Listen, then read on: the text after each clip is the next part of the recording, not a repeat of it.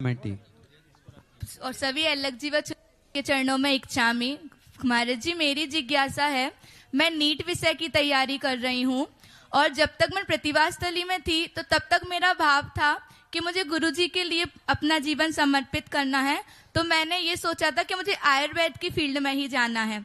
लेकिन जब मैं बाहर आई तो अगर मैं किसी को बताती हूँ कि हाँ मुझे आयुर्वेद के लिए समर्पित होना है, तो अधिकतर लोगों का यही ओपिनियन रहता है कि तुम क्या करोगी आयुर्वेद में आगे जाके, इसलिए तुमको एलोपैथिक में आगे बढ़ना चाहिए। तो गुरुजी, मैं आपके माध्यम से जानना चाहती हूँ कि मैं किस फील्ड में जाऊं जिससे मेरा जीवन गुरुजी के लिए समर्पित हो और मैं एक कुशल नागरिक इस देश की बन सकूं। मैं तो अपने गुरुजी के पक्ष में समर्थन है मेरे आचार्य जी का जो सोच है वही श्रेष्ठ सोच है।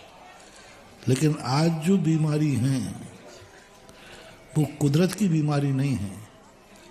आज जो बीमारी कुदरत के द्वारा जो बीमारी आती है वो आयुर्वेदिक से ठीक होती है।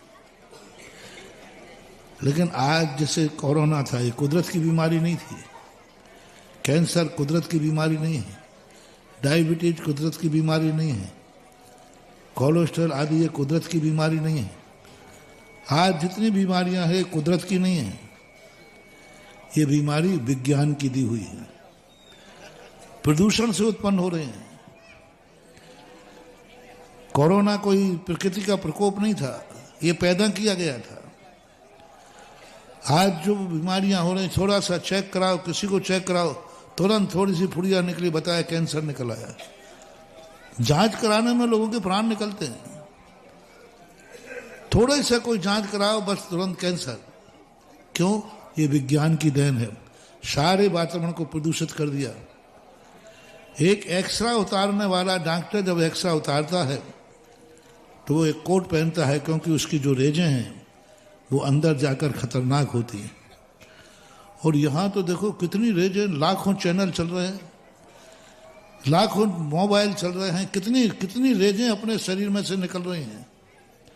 हजारों रेजें अपने शरीर में से प्रतिदिन 24 घंटे निकल रही हैं। ये विज्ञान के द्वारा फैलाई हुई बीमारियां आयुर्वेदिक से ठीक नहीं होंगी। विज्ञान के द्वारा जो प्रदूषण से आज सब चीज प्रदूषित हो गई।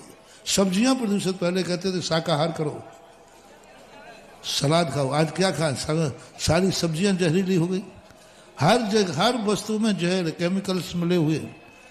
सब्जियों के ऊपर छिड़काव खतरनाक होने लगा। फलों का छिड़काव, लोग कहते थे फल फूल खाओ स्वस्थ रहो, आज हर फल पे जहर है। हर फल के ऊपर जहर डाल दिया गया। ना तो शाकाहार, अब जो प्रदूषण फैल रहा है, आज अनाज नहीं मिल रहा है, सारी खेती जो खत्म कर दी, क्या खाए? तो ये जो विज्ञान के द्वारा सारी वस्तुओं के लिए खत्म करके बीमारी पैदा की जा रही है, और 90% बीमारी विज्ञान की देन है।